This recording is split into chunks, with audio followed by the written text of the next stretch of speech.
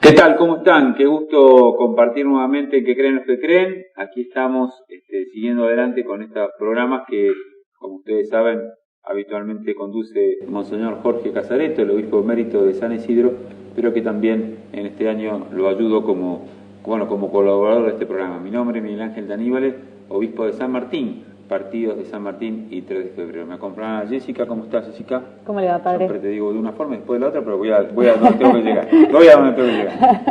Bueno, acá estamos, ¿no? Compartiendo este programa y bueno, agradeciéndole también a los televidentes que nos siguen y nos acompañan, ¿no? Con esta propuesta que hacemos. Y bueno, pero habíamos traído hace unos cuantos programas atrás un querido amigo, el padre Martín Bernal, y nos habían quedado muchos temas, así que lo volvimos a invitar. Martín, nuevamente con nosotros. Un gusto pero estar de nuevo que con seguir, ustedes. porque hay muchas cosas para reflexionar. Es una alegría tan grande tenerlo, porque nos aclara. Nos aclara. Nos abre el programa. Pienso que también a la gente nos hace bien. La vez pasada, cuando hablamos del tema comunicación, nos quedaron varios temas para charlar, especialmente como secretario de la Comisión Episcopal de Comunicación. A mí hay un tema que sí me gustaría compartir con ustedes, porque es un tema que llegó mucho. El Papa convocó a todos los presidentes de las conferencias episcopales del mundo en el mes de febrero a una reunión cumbre única. Yo no la había visto, por lo menos no había escuchado en estos años de iglesia que tengo y de obispo, por este gran tema doloroso, profundamente doloroso, que es el tema de los abusos por parte de miembros de la iglesia hacia menores y que realmente necesitaba un encuentro, ¿no? Más allá de la temática, de lo que se charló ahí, la propuesta con Martín es cómo se comunica esto, ¿no? Cómo se hace. Me acuerdo que en un programa anterior nos metimos con todo este tema de las noticias falsas, ¿te acordás? Con el tema de Luján y los hogares de Cristo, que empieza una cosa y termina en otra, hasta hablamos de alguna muerte que dolorosamente pasó por ser falsa. Bueno, nosotros creemos que ustedes como comunicadores de un tema tan importante, por lo menos lo que yo percibí, es que hubo todo un ejercicio de comunicación. ¿Cómo se prepararon? ¿Cómo hicieron? ¿Cómo dieron a conocer todo este gran tema, muy doloroso, por cierto, de la vida de la Iglesia? A mí me parece que lo que se comunica está en consonancia con lo que la Iglesia y en la mano del sucesor de Pedro, que es el Papa Francisco, ha querido establecer, que es claridad, verdad. El Papa en esto ha sido absoluto y totalmente meridiano, y ha puesto a la Iglesia también. En el otro programa que nos unía hablábamos del discernimiento. Ha puesto a la Iglesia en un estado de discernimiento, de pedido de perdón.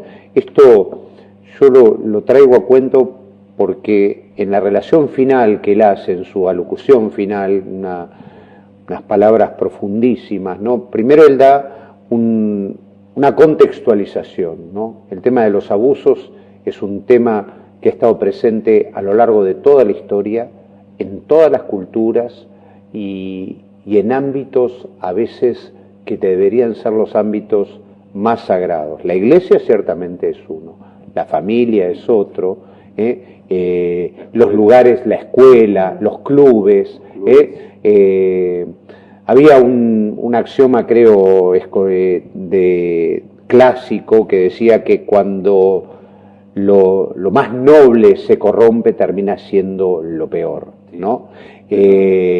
Bueno, entonces me parece pero que también hoy en día, y sin quitarle en absoluto la gravedad, la Iglesia de todos esos ámbitos es aquel que está haciendo un camino de purificación. Primero, en el reconocimiento total y absoluto de los hechos.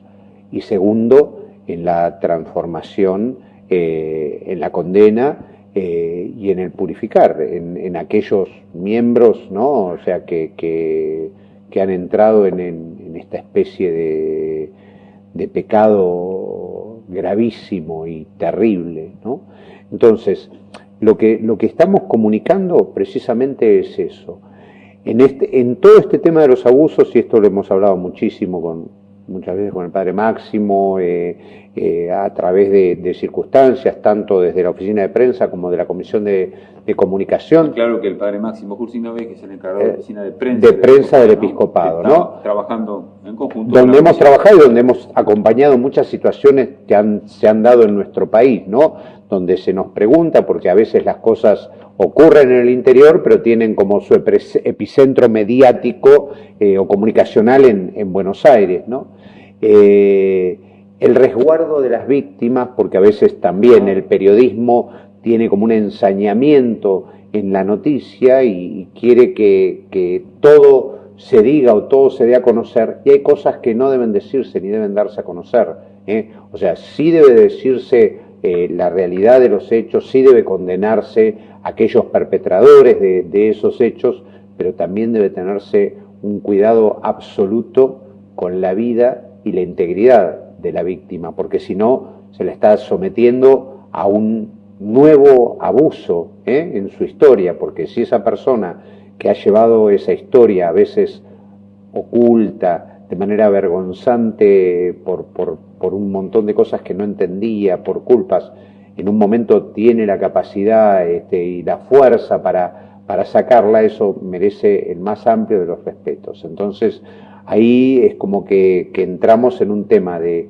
comunicar lo que se está haciendo, comunicar con toda claridad, comunicar estas líneas de trabajo que la Iglesia está teniendo, esta especie de tolerancia cero hacia todas estas situaciones, ver también cuáles han sido los ejes, ¿no? Porque detrás de todo esto hay también una historia, cómo ha crecido esta enfermedad, esta perversión, este pecado, pero en toda su extensión, para poder también dar un corte definitivo a todo esto. Entonces, me parece que lo que conlleva el eje de todo esto es verdad y respeto. Son dos cosas que no se pueden omitir en el tratamiento de una información de esta categoría. Por lo que vos contás, y para compartir también en este campo de cómo comunica la Iglesia y cómo comunicamos, ¿no? La figura de nuestro Papa Francisco tiene un valor muy importante, porque evidentemente también se ha animado a esto y pide esta realidad, ¿no? Por lo tanto, a veces yo siento que tenemos un Papa que nos pone un techo, un horizonte al cual tenemos que llegar también, ¿no? Y tenerlo como modelo, porque este es el camino al cual estamos, ¿no? Y además, bueno, tenemos el orgullo y la alegría de que el Papa es un Papa argentino, y este es el modo como lleva adelante los temas. Pero también a veces pasan situaciones en las cuales el mismo Papa es cuestionado, ¿no? Y eso lo vemos, aún en esta situación, ¿no? Y este es un tema también, cómo comunicamos. Uno quiere ser fiel a lo que el Papa hace, pero también tenemos estas situaciones, ¿no? Sí, a mí me parece que ahí se da un componente más que precisamente es esto que vos decís, Miguel Ángel, que el Papa sea argentino. Nosotros, yo alguna vez he oído a un hombre, a un jesuita, al padre Scanone, ¿no? Sí. Un hombre de 90 años, un hombre de una inteligencia superior, ha estado hace hasta muy poco tiempo, ha estado en la Civiltà Católica, una de las revistas de mayor prestigio a nivel intelectual y a nivel teológico, y hablándole al credo de Morón, el padre Scanone nos decía: Bergoglio es Pedro, y nosotros seguimos hablando de Bergoglio como Bergoglio, claro. Y no tenemos una mirada de fe, y todo lo reinterpretamos, digo, como argentinos, todo lo reinterpretamos como en esta especie de horizontalidad, y ciertamente nosotros que somos hombres de fe tenemos que darnos cuenta que Bergoglio hoy es Francisco, que es el sucesor de Pedro, y que es quien lleva a la Iglesia toda, maneja el timón de la Iglesia toda, asistida por el Espíritu Santo. De hecho, si uno se sale un poquito de la realidad vernácula, uno se da cuenta que el Papa hoy es el líder global. Es aquel que pone en la mirada y pone el punto en aquello donde muchísimos medios no hablan. Por ejemplo, hablando de los abusos, el Papa en su alocución hizo una mención que todo el mundo calla, porque es uno de los negocios más importantes que hoy maneja el mundo, que es el turismo sexual. Claro. Eso es un manejo de millones y millones y miles de millones de dólares, es una escuela y es un antro de perversión absoluta y total que se corroe la realidad del mundo y particularmente del mundo más pobre, donde niños, niñas, adolescentes son explotados de manera devastadora, y es notable, vos me preguntabas, del tratamiento de las cosas. Ningún medio, ninguno de los grandes medios internacionales tomó este párrafo y esto que el Papa dijo con tanta fuerza. Padre, pero en un momento nosotros hablamos de las fake news y hablabas de la intencionalidad, Sí. ¿no? ¿Qué grado de intencionalidad hacia el Papa Francisco? Sí, porque me parece que a ver, el Papa Francisco es un hombre del Evangelio. Claro. Y es un hombre que ha vuelto a traer a Cristo. Él habla de Cristo. Y entonces esa fuerza y esa convicción que el Papa Francisco tiene y que ha trascendido en sus gestos más mínimos, desde dónde vive, cómo se maneja, todo lo que él hace, es una realidad, el nombre que ha elegido para su pontificado. Entonces, todo esto se da de golpe contra un mundo y contra una dinámica de explotación, de guerra. El Papa Francisco es aquel que ha dicho que estamos viviendo la Cuarta Guerra Mundial. Ese es otro de los temas que el Papa Francisco ha ido desarrollando a lo largo de su pontificado, un tema que ningún medio grande toma. No lo toman porque obviamente, justamente esa intencionalidad está dada por vínculos y por relaciones de poder de los grandes medios con cosas que lo sostienen y que el hacer presencia de esto seguramente les quitaría poder y dinero. Tenemos que ir al primer corte del programa, le ofrecemos un matecito acá al padre porque está hablando bien. Qué interesante siempre, ¿no? Pero vamos a dejar para cuando volvamos, ¿cuántas veces escucho que la iglesia es oscura, que la iglesia tiene todo esto esconde? Que mientras estamos viendo esta claridad que está poniendo el Papa, yo sigo escuchando que muchas veces que tenemos nuestros temas, no digo que no lo tengamos, pero ¿por qué pasa esto? ¿Por qué a veces la sociedad no termina de ver esto o los medios en cuanto que todo lo que aparezca de la iglesia parece única? Es un tema comunicacional y es un tema también de desafío. Pero vamos al corte y volvemos. Es interesante en qué creen los que creen con la presencia de Martín Bernal con nosotros.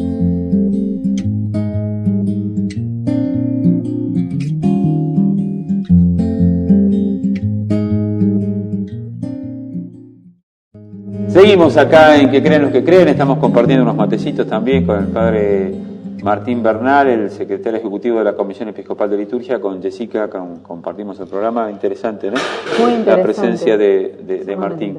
Y yo, viste, dejaba en el bloque anterior una pregunta y la retomo. Me gusta, como digo, que a todos escuchar radio, mirar televisión, radio, medios, internet. Y frente a este tema u otros en el cual la Iglesia está, vos haces mucho hincapié, Martín, en que hay una punta, digamos, una punta de lanza en el Papa Francisco, en el modo como la Iglesia ha encarado este tema con claridad, con discernimiento. Y sin embargo, el mensaje muchas veces es la Iglesia es oscura, no manifiesta, no está, es un tema como que aparece siempre esta situación, ¿no? ¿Cómo te parece que tenemos que seguir encarando esta situación para, bueno, en el camino que nos toca, ¿no? A mí me parece que de alguna manera hay otro concepto del Papa Francisco que es muy interesante de la Iglesia como poliedro, ¿no? Y la gente se ha quedado en un concepto de la Iglesia como esfera. Claro. Entonces, Porque me parece también que, yo diría, esto tiene hasta una raíz teológica, ¿no? O sea, cuántas veces cuando le pedimos a Dios quisiera que Dios sea lo totalmente otro, que esté afuera de nuestros conflictos, de nuestros dolores, o sea, un Dios que sufre junto a uno, de alguna manera es una cosa bastante desconcertante. Claro. Uno preferiría el Dios que esté allá y que no sufra, no padezca, y ahí volvemos, o sea, se pondrá Emmanuel, Dios con nosotros. Dios entra a la historia por la cuneta de la vida, en un corral, y se va extramuros de la ciudad, y entonces toda esa realidad, que es lo que marca nuestra vida, nuestra realidad, también quizá como iglesia, en muchos aspectos, lo hemos querido como rodear de misterio, de grandiosidad, de cosas, y eso ha quedado como imágenes, ¿no? Pero esas imágenes, yo digo, a veces hasta en la propia vida de la iglesia, ¿no? Cuando se habla de la tradición, como si la tradición fuera lo que pasó en un X siglo de la iglesia, entonces esa es la única que vale, y la tradición en la iglesia, la tradición con mayúscula, es un hecho absolutamente dinámico, es lo que vamos construyendo, ¿no? O sea, liturgia quiere decir obra del pueblo. Claro. Entonces, la comunicación también es algo dinámico. Yo creo que lo importante de todo esto es, en este tiempo, comunicarnos. Hace poco hablábamos del tema de los hogares de Cristo. Eso nos dio lugar, en medio de toda la malintención que tuvo, yo creo que eso nos dio la oportunidad de mostrar que esas son nuestras liturgias, que esa es nuestra manera, que de esa manera sentimos también que se expresan aquellos que reciben la vida como viene, como bien decíamos del lema de los hogares de Cristo, que estamos trabajando en un lugar como los hogares de Cristo, que eso es bendecido por la madre de todos los argentinos, la Virgen de Luján, por eso todos ellos estaban ahí a los pies de la Virgen con su vida y con todo eso. Entonces, me parece que acá hay un tema muy importante, que es el no enojarnos. Sí, también hay una transformación en la comunicación. Ahí se va trabajando, como bien dijo el padre, en una transformación, porque hubo momentos en donde la iglesia no se manifestó y eso dio a diversas seguro, o se enojaba, interpretaciones. O se encerró. Claro, entonces quizás ahora en esta transformación del explicar, ya no está tan el silencio como parte de la iglesia, sino este encuentro, esta cercanía, ¿no? Y también en ese, Jessica, nosotros nos hemos encontrado dentro de la iglesia con nuestras debilidades y nuestras pobrezas. Nosotros éramos los que nunca nos equivocamos. Mirá, los que parecían que así, un sacerdote que entra en una situación así, frente a la persona, es un derrumbamiento tremendo. Entonces nosotros también tenemos que darnos cuenta que adentro las debilidades nos han marcado. Y entonces tenemos que decir, esto es ganar en humildad, ganar en ubicación y ponernos frente a la sociedad de otra manera también, desde nuestra fe, en este Jesús. Muy interesante esto, me encantó esto que decís, de este Jesús que camina con nosotros y que sufre con nosotros, también sufre estas situaciones. Exacto. Y sufre con las víctimas, Jesús. Entonces me parece que nosotros tenemos que encontrar eso, por eso desde quizás este pedestal que nosotros no nos podían decir nada, porque teníamos todos a esto, que ahora es todo oscuro, a tener no el enojo, pero sí a caminar. Con exacto. Humildad, yo creo que no hay que enojarse, sino que hay que compartir lo que seguimos haciendo. Y el compartirlo también, alguna vez le escuché a un teólogo algo muy lindo y que yo lo uso mucho, particularmente en los momentos de dolor, ¿no? Un teólogo, un jesuita, González Faust, ¿no? González Faust decía, lo cristiano no es explicar, sino compartir, y compartiendo se articula la respuesta. Y me parece que hemos explicado tanto, aún lo que no tiene explicación, y no hemos compartido lo suficiente. Entonces, nuestras respuestas muchas veces no eran no contestaban ninguna pregunta, porque eran respuestas o nuestras explicaciones eran explicaciones que nos dábamos a nosotros mismos. Y hemos perdido el hecho de compartir, que ahí verdaderamente articula la respuesta. Claro. Entonces me parece que a mí hay pasajes del Evangelio que me conmueven profundamente, que es cuando, por ejemplo, cuando la curación del paralítico, que lo descuelgan por la camilla, y vieron que dice que Jesús, mirando la fe de unos, le dice, tus pecados te son perdonados. Y mirando el escepticismo de otros, le dice, ve, levántate, toma tu camilla y vete, ¿no? Entonces, me parece que ese doble juego, ¿no? De la fe y la duda, que también está en cada uno de nuestros corazones, ¿no? Quizás tendríamos que ayudar con las cuerdas a bajar al paralítico, ¿no? Exacto. Qué tarea linda, ¿no? ¿Y qué dimensión? La verdad es que en ese sentido me parece que podemos nosotros, y tenemos que recorrer todo un camino, ¿no? En esta manifestación y en esta claridad de comunicación, ¿no? Porque estamos viendo un poquito cómo comunica la Iglesia. Y también en esta línea del compartir el valor que tienen los gestos, el valor. Cuando el Papa viene en una carretera o en una autopista de Europa y les traen un chico y para todo y baja y le da un beso y todo lo hemos visto eso, ¿qué mensaje tenemos? Cuando a veces corremos todos los días, cuando a veces no miramos al que está al lado, él para y baja, le da un beso, le da una bendición. Esa familia no se lo va a olvidar nunca, pero ese es un gesto de que yo me detengo ante el dolor del hermano y muestro una iglesia que acompaña este dolor. Entonces también esos gestos, porque a veces entiendo y comparto, y no voy a dejar de que no tengamos en este dolor profundo de los abusos, tener que decir toda esta situación que estamos, pero hay otras cosas muy interesantes y muy ricas también en la iglesia, que a veces parecería que no están, y están. Entonces el lenguaje también de los gestos es un lenguaje comunicativo y vale muchísimo. Por eso la gente valora mucho y quiere ese gesto, ¿no? Y lo busca el Papa por ese gesto. Exactamente. Y eso yo creo que si se da en algún momento el regalo de que Él venga y esté con nosotros, yo creo que ahí va a estar, ahí se va a ver la realidad, no la construcción esta de todos los días, que si es esto, si es el otro, si beneficia a uno, si beneficia, si se ríe, no se ríe, si lo atendió tantos minutos o tanto. Yo creo que ahí el Papa y el pueblo fiel, que es, me parece, el que tiene al Papa Francisco en el corazón, desde todos nosotros como iglesia vamos a poder vivir esa realidad. Planteas un tema que es interesante, sí, ¿no? Yo ya estaba pensando en la conferencia de prensa, en la oficina de prensa, cuando venga el Papa, pero bueno. ¿Y vendrá? ¿Qué tema, no? Nosotros, en la visita que hacemos habitualmente, ahora vamos a hacer la visita, ¿no? Con el Papa, los obispos lo vamos a volver a invitar, ya lo hemos invitado un montón de veces, pero ya quedamos todos los obispos que lo volvemos a invitar de nuevo.